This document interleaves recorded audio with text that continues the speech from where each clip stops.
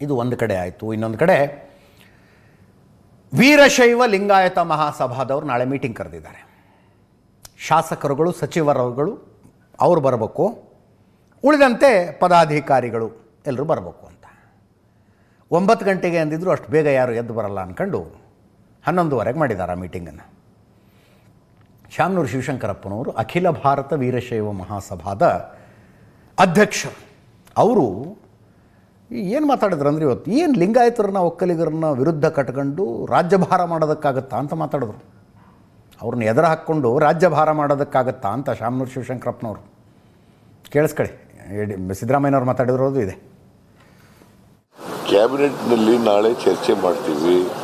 ಅದಕ್ಕೆ ಎಲ್ಲ ಮಿನಿಸ್ಟ್ರಿಗಳಿಗೂ ಕೂಡ ನಾಳೆ ಒಂದೇ ಸಬ್ಜೆಕ್ಟ್ ಇಟ್ಕೊಂಡಿದ್ದೀವಿ. ಆ ಜಾತಿ ಗಣತಿ ಎಲ್ಲ ನಿಜ ಹೇಳಬೇಕು ಅಂದರೆ ಸೋಷಿಯೋ ಎಕನಾಮಿಕ್ ಸರ್ವೆ ಅದನ್ನು ಇಟ್ಕೊಂಡಿದ್ದೀವಿ. ನಾಳೆ ಚರ್ಚೆ ಮಾಡಿ ವಿಲ್ ಟೇಕ್ ಎ ಡಿಸಿಷನ್. ಇವರು 5 ಜನ ಇದ್ದಾರೆ ಒಕ್ಕಲಿಗ ಮಿನಿಸ್ಟರ್ಸ್. ಅವ್ರು ಬಂದು ಅಭಿಪ್ರಾಯಗಳು ಹೇಳಬೇಕಲ್ಲ. ಯಾರಿಗೂ ಅನ್ಯಾಯ ಆಗಲ್ಲ, ಅನ್ಯಾಯ ಆಗಲಿಕ್ಕೆ ನಾವು ಬಿಡಲ್ಲ. ತೀರ್ಮಾನ ಏನು ಮಾಡ್ಕೊಂಡ್ರು ಅವ್ರಿಗೆ ಅವರೇ ಸುಮ್ಮನೆ ಡೊಂಗ್ ನಡೆದಾರ. ಮೇಜರ್ ಕಮ್ಯುನಿಟಿಗಳು ಇರೋ ಸ್ಟೇಟ್ ಕರ್ನಾಟಕದಾಗ ವೀರಶೈವ ಫಸ್ಟ್, ಸೆಕೆಂಡ್ ಒಕ್ಕಲಿಗರು ಗೊತ್ತಾಯ್ತಾ? ಇವೆರಡನ್ನ ಎದುರು ಹಾಕೊಂಡು ರಾಜ್ಯಭಾರ ಮಾಡೋಕ್ಕಾಗತ್ತಾ? ತಿಳಿಬೇಕು ನೋಡ. ಒಕ್ಕಲಿಗರು ಮತ್ತು ಲಿಂಗಾಯತರೆಲ್ಲ ಸೇರಿ ಹೋರಾಟ ಮಾಡ್ತೀವಿ ಅಂತ ಹೇಳಿ ಹೇಳ್ತಾ ಇದ್ದಾರೆ. ಅದೇ ಮತ್ತೆ ಇಬ್ಬರು ಸೇರಿ ಹೇಳಿದ್ನಲ್ಲ, ಅದಕ್ಕೋಸ್ಕರವಾಗಿ ಇಬ್ಬರು ಸೇರಿದ ಮೇಲೆ ಅವ್ರು ರಾಜ್ಯಭಾರ ಮಾಡೋಕ್ಕಾಗತ್ತಾ ಅಂತ ನೀವು ಕೇಳಿದೆ. ಜೊತೆಗೆ ನೋಡಂಬಿಡು. ಸಭೆ ಯಾವಾಗ ಮಾಡ್ತೀರಾ ಸರ್ ವೀರಶೈವ ಲಿಂಗಾಯತ? ನಮ್ಮ ಸಭೆ ನಡೆದತ್ತೆ. ಈ ವರದಿ ಸಂಪುಟಕ್ಕೆ ಕೈ ಸೇರಿದ ಮೇಲೆ ಮಾನ್ಯ ಮುಖ್ಯಮಂತ್ರಿಗಳು ಇದರ ಬಗ್ಗೆ ನಾವೆಲ್ಲ ಹೇಳ್ದು, ನಮ್ಗೀಗ ಕೊಟ್ಬಿಟ್ಟು ಚರ್ಚೆ ಮಾಡಿ ಇದ್ರೆ ಹೆಂಗ್ ಮಾಡಕ್ಕಾಗುತ್ತೆ, ಸಮಯ ಬೇಕು, ನಾವೆಲ್ಲ ಓದ್ಕೊಂಡು ಬರಬೇಕು ಅಂತ ಹೇಳಿದಾಗ ಅವರು 1 ವಾರ ಸಮಯ ಕೊಟ್ಟು ನಮಗೆಲ್ಲ ಕಾಪಿಗಳನ್ನು ಕೊಡಿಸಿದ್ದಾರೆ. ನಾವೆಲ್ಲ ಅಧ್ಯಯನ ಮಾಡಿ ನಾಳೆ ಅಟೆಂಡ್ ಮಾಡ್ತೀವಿ. ಯಾರ್ಯಾರಿಗೆ ಏನೇನು ಅಭಿಪ್ರಾಯಗಳಿರುತ್ತೆ ಅದನ್ನ ಅವರು ಕ್ಯಾಬಿನೆಟ್ ಅಲ್ಲಿ ಹೇಳ್ತಾರೆ. ಅಂತಿಮವಾಗಿ ಏನು ನಿರ್ಧಾರ ಆಗುತ್ತೆ ಸಂಪುಟದಲ್ಲಿ ಅದನ್ನ. ಇನ್ನು ಕಾಂಗ್ರೆಸ್ಸಿನದೇ ಶಾಸಕ ಶಿವಗಂಗಾ ಬಸವರಾಜು, ಚನ್ನಗಿರಿ MLA ಅವರು, ಲಿಂಗಾಯತರು. ಈ ಜಾತಿ ಹೇಳೋದಕ್ಕೆ ತುಂಬ ಹಿಂಸೆ ಆಗುತ್ತೆ, ಬಟ್ ಸಂದರ್ಭ ಇದೆ ಅಂತ ಹೇಳಿದೆ ಅಷ್ಟೇ. ಸಿದ್ದರಾಮಯ್ಯನವರ ಕ್ಯಾಬಿನೆಟ್ನಲ್ಲಿರುವ ಲಿಂಗಾಯತ ಸಚಿವರುಗಳ ಬಗ್ಗೆನೇ ಸಿಟ್ಟವ್ರಿಗೆ. DK ಶಿವಕುಮಾರನ್ನು ನೋಡ್ರಿ, ಸಮುದಾಯಕ್ಕೆ ತೊಂದರೆ ಆಗಿದೆ ಅಂದ ತಕ್ಷಣ ಶಾಸಕರುಗಳ ಮೀಟಿಂಗ್ ಕರೆದ್ರು. ನಮ್ಮಲ್ಲೂ ಇದ್ದಾರೆ ಸಚಿವರು, ಫೋನ್ ಮಾಡಿದರೆ ಫೋನ್ ರಿಸೀವ್ ಮಾಡ್ತಿಲ್ಲ. ಈಶ್ವರ್ ಖಂಡ್ರೆ ಅವರಿಗೆ ಫೋನ್ ಮಾಡಿದೆ, ಇವತ್ತು ರಿಸೀವ್ ಮಾಡಿಲ್ಲ ಇನ್ನೂ ತನಕ ಅಂತ ಶಿವಗಂಗಾ ಬಸವರಾಜು ಅವರು ಸಿಟ್ಟು. ಶಿವಗಂಗಾ ಬಸವರಾಜು ಕಟ್ಟರ್ DK ಶಿವಕುಮಾರ್ ಬೆಂಬಲಿಗ. ಕೇಳಿಸ್ಕೊಳ್ಳಿ ಒಮ್ಮೆ. DK ಶಿವಕುಮಾರ್ ಸಾಹೇಬ್ರನ್ನ ಅಷ್ಟು ಇಷ್ಟಪಡ್ತೀನಿ, ಯಾವಾಗಲೂ ಅವ್ರ ಪರವಾಗಿ ನಿಲ್ತೀನಿ ಅಂದರೆ ಅವ್ರ ಸಮುದಾಯದಲ್ಲಿ ಅನ್ಯಾಯ ಆಗಿದೆ ಅಂತಲೇ ಒಂದು ಸಭೆ ಕರೆದ್ರು. ಈ ಲಿಂಗಾಯತರು ಲೀಡರ್ ಯಾರು ಕರೆದ್ರು? ಏನು 7 ಜನ ಮಂತ್ರಿಗಳು ಏನಿದ್ದಾರೆ ಇವತ್ತು, ಲಿಂಗಾಯತ ಮಂತ್ರಿಗಳು ರಾಜೀನಾಮೆ ಕೊಡಬೇಕು. ಅವ್ರ ಕೈಯಲ್ಲಿ ಏನು ಕೆಪಾಸಿಟಿ ಇಲ್ಲ.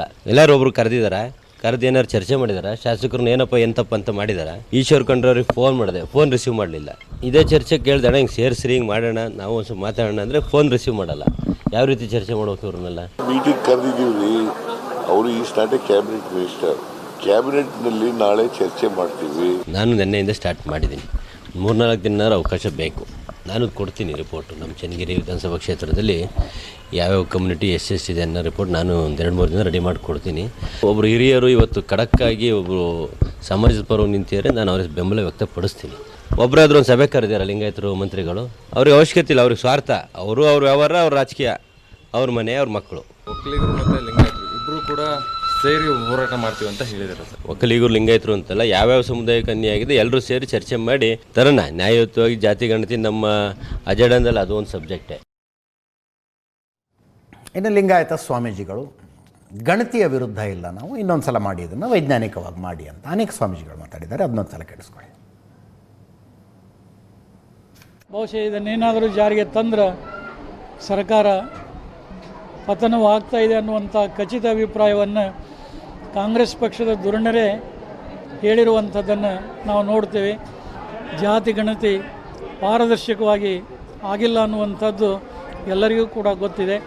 ಹಲವಾರು ಜಾತಿಗಳು ಬಿಟ್ಟು ಹೋಗಿವೆ. ಅಖಂಡವಾದಂಥ ವೀರಶೈವ ಲಿಂಗಾಯತ ಸಮಾಜವನ್ನು ಒಳ ಜಾತಿಗಳನ್ನು ವಿಂಗಡಣೆ ಮಾಡೋದರಿಂದ ಈ ಸಂಖ್ಯೆಯನ್ನು ಭಾಳ ಕಡಿಮೆ ಮಟ್ಟದಲ್ಲಿ ತೋರಿಸಿದ್ದಾರೆ. ಈಗಾಗಲೇ ಅಖಿಲ ಭಾರತ ವೀರಶೈವ ಲಿಂಗಾಯತ ಮಹಾಸಭೆಯ ರಾಜ್ಯ ಘಟಕದ ಅಧ್ಯಕ್ಷರಾದಂಥ ಶಂಕರ ಬಿದರಿಯವರು ನಾವು ಮಹಾಸಭೆಯಿಂದಲೇ ಈ ಸಮೀಕ್ಷೆಯನ್ನು ನಾವು ಮಾಡ್ತೇವೆ ಅನ್ನುವಂಥ ಧ್ವನಿನೂ ಕೂಡ ಇದೆ. ಆದರೆ ಎಲ್ಲೇ ಒಂದು ಕಡೆ ಕೂತ್ಕೊಂಡು 10 ವರ್ಷ ಹಿಂದೆ ನಡತಕ್ಕ ಜಾತಿ ಗಣತಿಯನ್ನು ಒಪ್ಕೋಬೇಕಂತಂದರೆ ಯಾವ ಕಾರಣಕ್ಕೂ ಒಪ್ಕೊಳ್ಳಿಕ್ಕೆ ಸಾಧ್ಯವಿಲ್ಲ. ಇದು ಲಿಂಗಾಯತರ ಮೇಲೆ ಮರಣ ಶಾಸನ ಬರೆದ ಹಾಗೆ. ದಯವಿಟ್ಟು ಸಮಾಜಕ್ಕೋಸ್ಕರವಾಗಿ ಅವಲೋಕನ ಮಾಡಿಕೊಂಡು ಗಟ್ಟಿಯಾಗಿ ಧ್ವನಿ ಎತ್ತುವ ಪ್ರಯತ್ನ ಮಾಡಬೇಕು. ಸಂದರ್ಭ ಅಂದರೆ ರಾಜಕೀಯ ರಾಜೀನಾಮೆ ಕೊಡುವಂಥ ಅಸ್ತ್ರವನ್ನು ಬಳಸುವ ಪ್ರಯತ್ನ ಮಾಡಿ ಸರ್ಕಾರಕ್ಕೆ ಒತ್ತಡ ಹಾಕೋ ಪ್ರಯತ್ನ ಅಂತಾವೆಲ್ಲ ಒಗ್ಗಟ್ಟಿಂದ ಮಾಡಬೇಕು ಅಂತ. ನೀವೇನೋ ಅಧಿಕಾರಿ ಇವತ್ತಿರ್ಬೋದು, ನಾಳೆ ಹೋಗುತ್ತೆ. ವರದಿ ಸಮರ್ಪಕವಾಗಿಲ್ಲದೆ ಇರುವುದರಿಂದ ನಾವು ಒಂದು ಉದಾಹರಣೆ ಹೇಳಬೇಕು ಅಂದರೆ, ಲಿಂಗಾಯತರ ಜನಸಂಖ್ಯೆ ಒಂದು ಅಂದಾಜಿನ ಪ್ರಕಾರ 1.5 ಕೋಟಿಗಿಂತಲೂ ಹೆಚ್ಚು ಅನ್ನುವಂಥದ್ದು ಎಲ್ಲರಿಗೂ ತಿಳಿದಿರುವಂಥ ಸಂಗತಿ.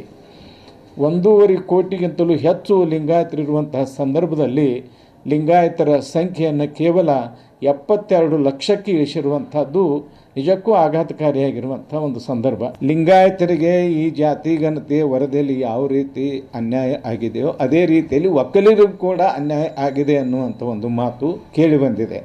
ವರದಿಯಲ್ಲಿ ದೋಷ ಇದೆ, ಈ ವರದಿ ಸಮರ್ಪಕವಾಗಿಲ್ಲ. 10 ವರ್ಷಗಳಿಂದ ಎಷ್ಟು ನೀರು ಹರಿದು ಹೋಗಿದೆ ಈ ದೇಶದಲ್ಲಿ. ಹಾಗಾಗಿ ಅವತ್ತು ಮಾಡಿರೋಂಥ ಜನಗಣತಿ ಅದು ಸರಿಯಾಗಿಲ್ಲ, ವೈಜ್ಞಾನಿಕವಾಗಿಲ್ಲ ಅನ್ನುವಂಥದ್ದು ಬಹುತೇಕ ಇಡೀ ಕರ್ನಾಟಕದ ಎಲ್ಲ ವರ್ಗದ ಅಭಿಪ್ರಾಯ. ಯಾಕೆಂದರೆ ಲಿಂಗಾಯತರ ಸಂಖ್ಯೆಯನ್ನೇ ಅದರಲ್ಲಿ ನೋಡಿದರೆ ತುಂಬ ಕಡಿಮೆ ಇದೆ, ಬೇರೆ ಒಂದು ವರ್ಗದ ಸಂಖ್ಯೆ ಜಾಸ್ತಿ ಇದೆ. ಈ ಹಿನ್ನೆಲೆಯಲ್ಲಿ ಮತ್ತೆ ಜನಗಣತಿಯನ್ನು ಮಾಡಬೇಕು ಅನ್ನುವಂಥದ್ದು ಬಹುತೇಕರ ಅಭಿಪ್ರಾಯ. ನಮ್ಮದು ಕೂಡ ಅದಕ್ಕೆ ಸಹಮತ ಇದೆ. ಕೇವಲ ಒಕ್ಕಲಿಗರದು ಲಿಂಗಾಯತರು ಅಂತಲ್ಲ, ನಾವು ಹೇಳ್ತಾ ಇರೋಂಥದ್ದು ಇಡೀ ಸಮಾಜದಲ್ಲಿರುವಂಥ ಎಲ್ಲ ವರ್ಗದವರು. ಇಲ್ಲಿ ಯಾರೋ ಒಂದು ವರ್ಗ 2 ವರ್ಗ ಅಂತ ಹೇಳೋದಿಲ್ಲ, ಎಲ್ಲರಿಗೂ ಅನ್ಯಾಯ ಆಗಿದೆ. ಆ ಅನ್ಯಾಯವನ್ನು ಬರೀ ವಿರೋಧ ಅಂತ ಅಷ್ಟೇ ಅನ್ಕೋಬೇಡಿ. ಜಾತಿ ಗಣತಿ ಸರಿಯಾಗಿದೆ, ಅದು ಜಾರಿಗೆ ಬರಬೇಕು ಅಂತ ಮಾತನಾಡಿರುವ ಸಮುದಾಯಗಳವರು ಅನೇಕರಿದ್ದಾರೆ.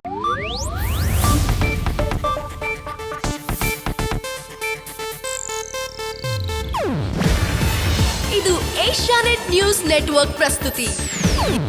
ನೀವು ನೋಡ್ತಿದ್ದೀರಾ ಏಷ್ಯಾನೆಟ್ ಸುವರ್ಣ ನ್ಯೂಸ್.